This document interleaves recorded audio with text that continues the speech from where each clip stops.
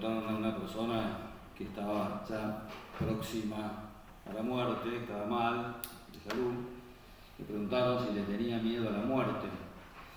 Y contestó, dice, yo no le tengo miedo a la muerte, le tengo miedo a la aduana. La aduana es un lugar peligroso, ¿no es cierto? Porque después de un viaje que uno ha hecho, en la aduana es donde se ve si yo realmente puedo ingresar o no todo lo que adquirí a lo largo de ese viaje. Ahora no se van a poder adquirir muchas cosas, en realidad no se va a poder viajar, no se está pudiendo viajar, ¿no es cierto? No es un tema así de mucha actualidad, pero sí es cierto que al final de nuestra vida nosotros va a haber un momento en el que nosotros nos vamos a dar cuenta si esa vida nuestra coló o no coló. Es decir, si lo que hicimos a lo largo de nuestra vida fue realmente o no esa buena inversión que nosotros queríamos que fuera. Si nuestras acciones realmente eran o no buenas, si atraviesan o no por ese examen, podríamos decir, ¿no?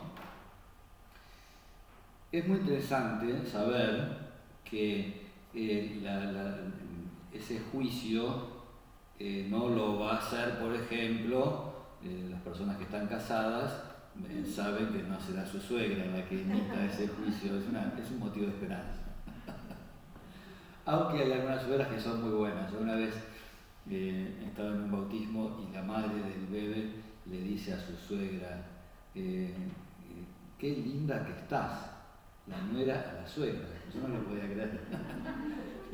No creo que haya muchas nueras que digan lo que vos decís. No, ella para mí es como una madre. Bueno, pero vieron, el imaginario colectivo se imagina a la suegra como, digamos, un sujeto peligroso a la hora de emitir el juicio. Bueno, vamos a recibir una luz que nos viene del Señor para decir, podríamos decir, para descubrir qué es lo que ha habido de bueno y qué es lo que ha habido de malo en nosotros, ¿no es cierto?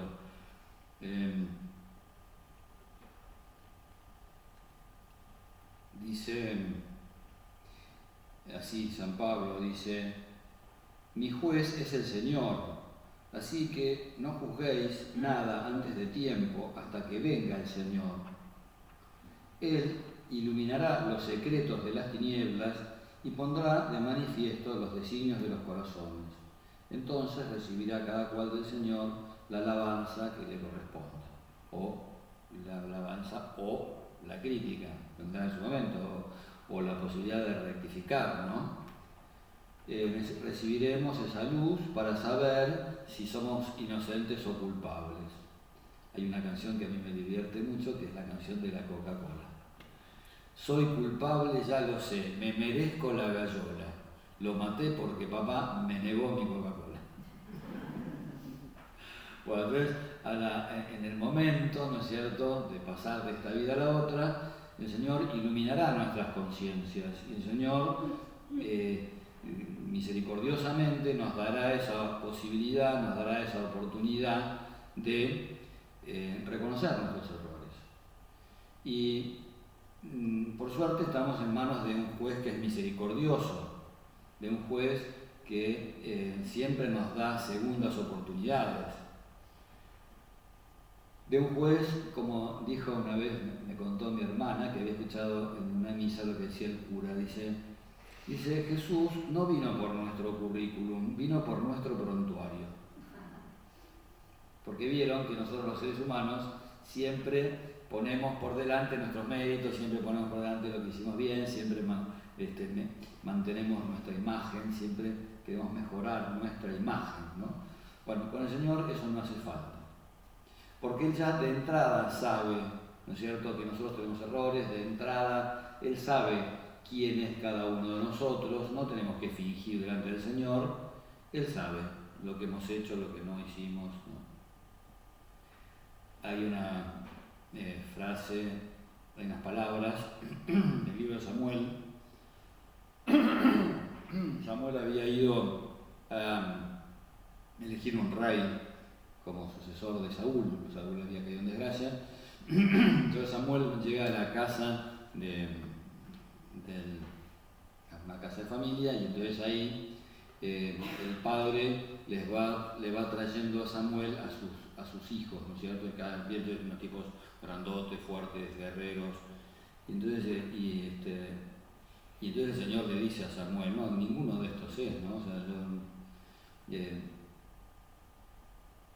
yo no juzgo como los hombres que juzgan por las apariencias, ¿no?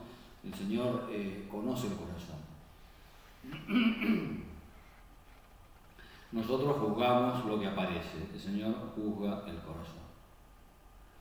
Por eso dice el Señor, no juzgues y no serás juzgado, no juzguéis y no seréis juzgados. Nosotros tenemos siempre, frente a todas las cosas que aparecen en nuestra vida, nosotros nos hacemos una composición de lugar. Tenemos siempre como a flor de labios y siempre como a nuestro corazón una especie de juicio, ¿no es cierto?, que hacemos acerca del mundo en el que vivimos, acerca de las personas que nos rodean, ¿no? Entonces siempre, por lo menos tenemos una impresión, ¿no es cierto?, acerca de todo eso. Está bueno que esa impresión que nosotros tenemos no se convierta en un juicio definitivo, porque este es uno de los grandes riesgos que nosotros tenemos. Una cosa es eso, la primera impresión es inevitable, ¿no? Bueno, siempre tiene como primeras impresiones. Ahora, otra cosa distinta es emitir un juicio acerca de lo que está bien y de lo que está mal, acerca de lo que es normal y de lo que no es normal. A veces tenemos también nuestros prejuicios. El padre Castellani, en un libro que se llama Camperas, es un libro de fábulas, cuenta un diálogo entre el cordero y el carnero. Estaban los dos mirando al perro pastor. Entonces el cordero dice, buen tipo el perro pastor. Y el carnero dice, el perro pastor es un tipo raro. ¿Vieron? Cuando chicos nos decían topa, topa, carnero, el carnero está siempre topando, el carnero está siempre buscando roña, está siempre buscando, ¿no? Bueno, entonces el carnero dice, el perro pastor es un tipo raro. Y entonces el cordero le pregunta, ¿qué es ser raro? Y el carnero le dice, ser raro es no ser como yo. Esta es la definición de persona rara. ¿A qué nos preguntan? Bueno, entonces, claro, tenemos a veces ese prejuicio, ¿no? Nosotros juzgamos muchas veces a partir de lo que nosotros haríamos. Yo en tal lugar haría tal cosa. Si el otro en ese lugar si el otro no hace lo que yo haría en su lugar, esa persona y está actuando mal. Claro, cada uno actúa de acuerdo a las características propias suyas, a lo que ha vivido, a lo que ha pensado, ¿no? Y entonces, bueno, hay gente, por ejemplo, que se considera juez de la conducta ajena, ¿no? Hay gente que vive juzgando. Hay otros que son peores todavía, no son jueces, sino son fiscales. Es decir, el fiscal es el que acusa, tiene por misión acusar, ¿no? Entonces, bueno, es una figura desagradable, ¿no? Porque está acusando siempre. Entonces, hay gente, por ejemplo, que vive fiscalizando la vida del otro. Y hay algunas personas que son crueles. En una agenda vi una frase que decía, mide con micrómetro, marca con tiza, corta con hacha.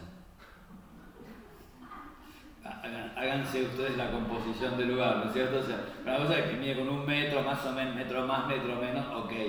Mide con centímetro, centímetro más, mide con micrómetro, es decir, te desviaste 1 micrómetro de lo que yo considero que está bien, agarro la tiza, marco, ¿no? Está mal. Y entonces, como está mal, ¿qué hago? Le doy con el hacha. está un poco exagerado esto, ¿no? Pero quiero decir que hay gente que es muy fiscalizadora, está siempre emitiendo juicios acerca de lo que hacen los demás, ¿no? Yo les voy a contar algo que yo hice, para que ustedes no se sientan mal ni piensen que yo me estoy inspirando en alguna de ustedes para... No, estoy inspirando en mi propia persona. Hay una frase de la Escritura que dice: en 3 cosas juzgué a mi prójimo y en todas 3 he caído. Yo no sé en cuántas juzgué a mi padre, por ejemplo, ¿no? Pero, por ejemplo, les voy a contar una. Papá y mamá rezaban el rosario juntos. Entonces, papá siempre se adelantaba. Entonces, mamá todavía no había terminado de rezar la primera parte de la Ave María y el viejo en la mitad arrancaba: Santa María, Madre de Dios, así 50 veces en cada rosario. Y entonces decía: pero el viejo está sordo, el viejo no escucha, ¿qué le pasa?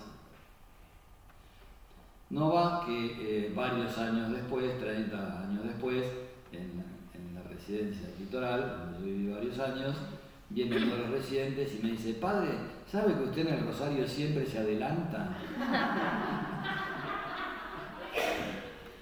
Y entonces ¿cuál fue mi reacción? Mi reacción fue: pero qué salame, uno se levanta a las 6 de la mañana todos los días, se la pasa el día laburando, se la pasa buscando... Y mirá la pavada que viene a pensar este tipo, ¿no? Yo al viejo lo juzgué por eso durante 2 años. Bueno, esta es una de las cosas en las que juzgué, ¿no? En 3 cosas he juzgado a mi padre, y digo, a mi prójimo. Esta vez me equivoqué, no fue buscada y en todas 3 he caído. Bueno, y hay más cosas, ¿no es cierto?, en las que uno piensa mal. Por ejemplo, otra cosa también les cuento. Durante años yo manejé en ruta. O sea, pero claro, tuve 17 años afuera de Buenos Aires. Entonces, las veces que manejaba en ruta. Claro, llegar a Buenos Aires después de haber manejado muy poco en ciudad es de terror, y además si uno tenía que hacer media hora, 40 minutos, y entonces, claro, yo descubrí después de un tiempo que tenía 2 maneras de juzgar acerca de cómo maneja la gente. O sea, cuando resulta que el tipo viene y está apuradísimo, ¿no? Y entonces vos decís: flaco, cortala, ¿quién se te murió? ¿Qué pasa? Aflojá.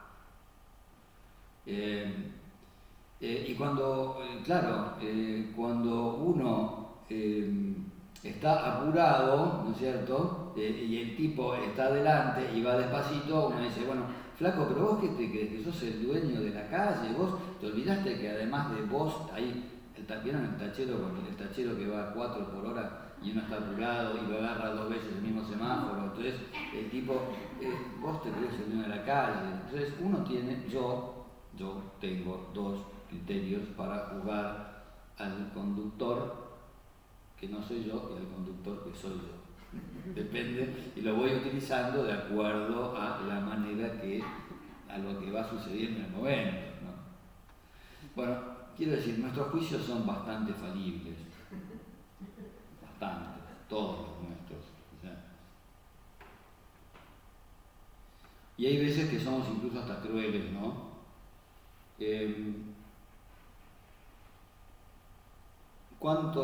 ¿Cuántas cosas hay que inciden en juzgar bien o mal al otro, ¿no?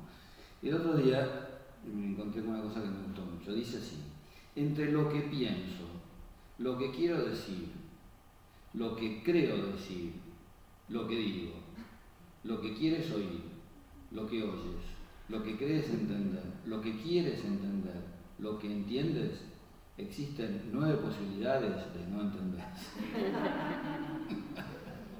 Si a esto le añadimos, entre lo que hago, lo que quiero hacer, lo que me hubiera gustado hacer, lo que no pude hacer, lo que intenté hacer, lo que te dijeron que yo hice, lo que te dijeron que yo iba a hacer, lo que te dijeron que pensaban que yo tenía planeado hacer, existen como 16 formas de no entender. Los motivos, por ejemplo, por los cuales uno actúa, por qué una persona toma una decisión y no otra decisión. Anoche vimos una película espectacular, Montgomery Clift. ¿Le suena Montgomery Clift?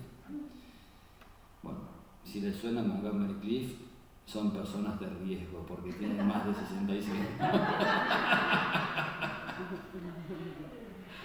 Se llama Mi secreto me condena, y es la historia de un cura al que viene el sacristán. El sacristán había matado a una persona, se había puesto una sotana y se fue a acusar de haber matado a fulanito de tal. Entonces el cura estaba condenado por su secreto, porque a él lo acusan de haber matado, ¿no es cierto?, a una persona, a esta persona, y entonces él no puede decir nada porque tiene el secreto de confesión. Y además no solamente no dice, lo único que dice es que eres inocente, pero no da absolutamente ningún tipo de indicio de quién puede ser la persona que lo mató, que era la persona a la que él conocía, que era su sacristán, y que lo involucró a él voluntariamente. Bueno, o sea, el tipo que un duque, ¿no? O sea, el gremio de los curas realmente queda reivindicado, ¿no? Cuando uno ve esta película, uno dice, posta. Bueno, pero evidentemente, claro, para los jueces, todos los indicios son que él es culpable, todos los indicios son culpabilidad.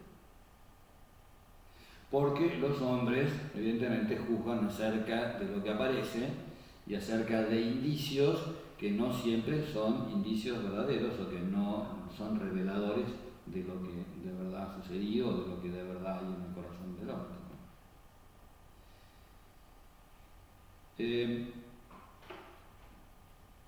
Muchas veces también vamos a tener que soportar que nos juzgue alguien que no sea el Señor, ¿no? Y bueno, es probable que sintamos ese dolor, que sintamos esa dificultad, y además es muy doloroso sentir que nos consideran culpables de cosas que no hemos hecho o de cosas que no lo somos, ¿no?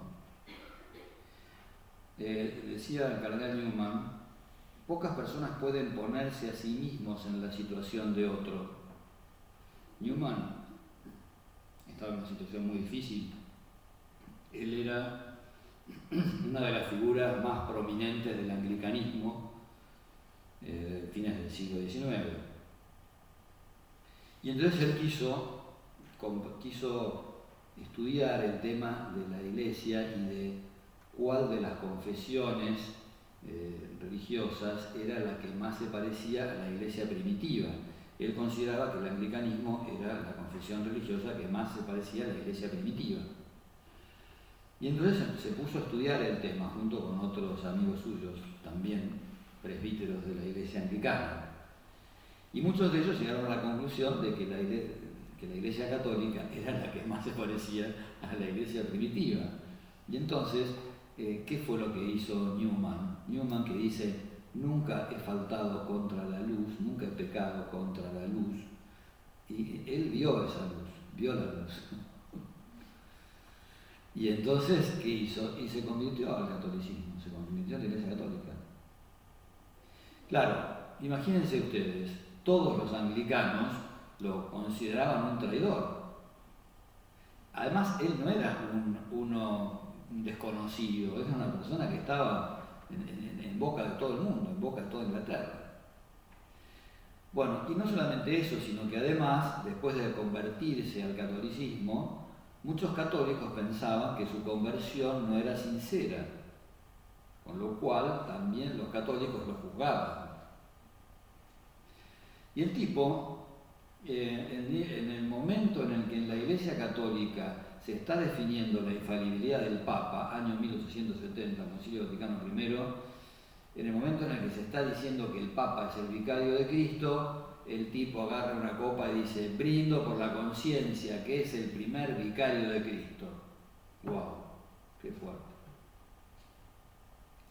sea, tenía toda la opinión pública en contra, pero el tipo sabía que la conciencia, sabía que Dios hablaba a través de la conciencia.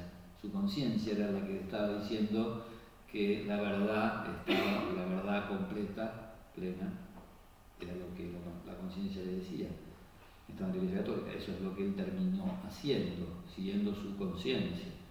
Seguir la propia conciencia muchas veces nos lleva a que nos juzguen.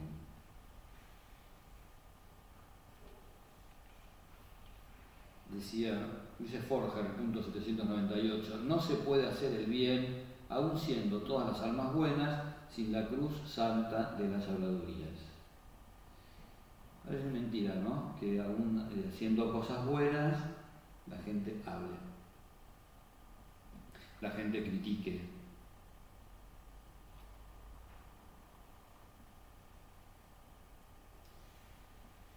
Dice Santa Teresita, pienso que si los demás creen equivocadamente mis insignificantes actos de virtud como imperfecciones, lo mismo pueden equivocarse creyendo virtud lo que no es más que imperfección. Por esto repito con San Pablo, poco me importa ser juzgado por ningún tribunal humano, ni de juzgarme yo mismo, el Señor es mi juez.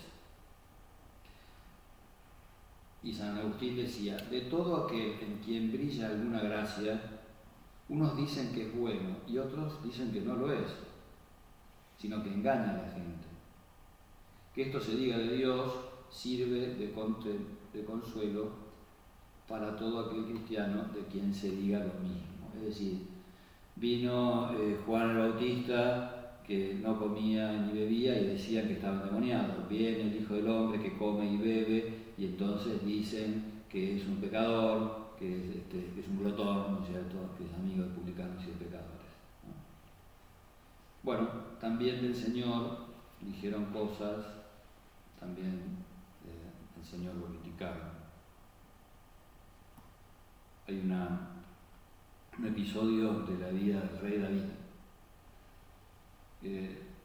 Su hijo, Absalón, se rebela contra David y David tiene que salir huyendo, porque en estas épocas, en esas épocas acá el que se rebelaba liquidaba a quien fuera, al padre, a la madre, al hijo, a quien fuera, ¿no? Se le pone delante lo liquidaba. Entonces David tiene que salir huyendo de su hijo. Y entonces, mientras va huyendo con parte de sus hombres, con algunos de sus hombres, viene uno que se llamaba Semeí y empieza a tirar piedras en contra de David, empieza a tirar piedras a David y a acusarlo de que es un asesino, de que, bueno, en fin, un montón de cosas. Y entonces el lugarteniente de David le dice, le voy a cortar la cabeza, y dice, bueno, era todo así en esa época. Entonces, le dice a David, déjalo, dice, porque las cosas de las que él me acusa no son ciertas, pero yo tengo muchos pecados de los cuales también tengo que dar cuenta al Señor, ¿no? Bueno, muchas veces también nos puede servir frente a las críticas, frente a lo que digan los demás. Podemos reaccionar también un poquito de esta manera, ¿no? Sabiendo que aunque seamos inocentes de estas cosas, que hay otras por las cuales tenemos que purificarnos, ¿no? Termino con una cosa que leí, creo que fue en Mendoza, en la terminal de Mendoza, me parece que hay en la terminal de ómnibus de Mendoza. Decía así, a ti, hombre, mujer, derroca gobiernos, destruye matrimonios, arruina carreras, causa pesadillas e indigestión, produce amargura, genera sospecha, hace que gente inocente llore. Se llama chisme. Entonces, antes de repetir una historia, pregúntate, ¿es verdad? ¿Es justo? ¿Es necesario? ¿Beneficia a alguien? Si no es así, no lo repitas. Bueno, lo que decimos de los chismes lo podemos decir también de los juicios internos, porque aunque determinadas cosas no se den a publicidad, también uno puede hacer daño, ¿no? Con esos juicios internos. Hay gente que sufre, hay gente que llora, hay gente que la pasa mal. Y entonces, bueno, qué bueno que seamos misericordiosos, ¿no? Sed misericordiosos como vuestro Padre es misericordioso. No juzguéis y no seréis juzgados. Con la misma vara con que midiereis seréis medidos. Bueno, por lo menos cuando manejen no cometan el mismo error que yo. Cuando juzguen a sus padres, trátenlos con indulgencia. No es que uno emita un juicio, no es que uno vaya a condenar a nadie, ¿no? Pero se nos cuelan este tipo de cosas diariamente, ¿no? Nos molestan, a veces nos molestan pequeñas actitudes de otras personas que son tonterías, que son pavadas, y a veces nos ponemos del tomate, ¿no es cierto? Porque me molestó esta cosita, ¿no? Porque no es como yo, porque no hace lo que yo hubiera hecho, porque, bueno, porque tiene un ritmo distinto, porque habla más fuerte, porque pisa fuerte, porque por lo que a uno le dé la gana, ¿no es cierto? Pero cuántas veces emitimos juicios acerca de los demás que muchas veces son injustos y que nos gustaría que a nosotros nos juzgaran con un poco más de misericordia que la que nosotros aplicamos. Pidamos al Señor que nos ayude a ser misericordiosos y a esperar a que el juicio lo haga el Señor, ¿no es cierto? Sobre todo de no ser fiscales, sino en todo caso de ser abogados defensores, ¿no es cierto?, de las personas que tenemos a nuestro alrededor.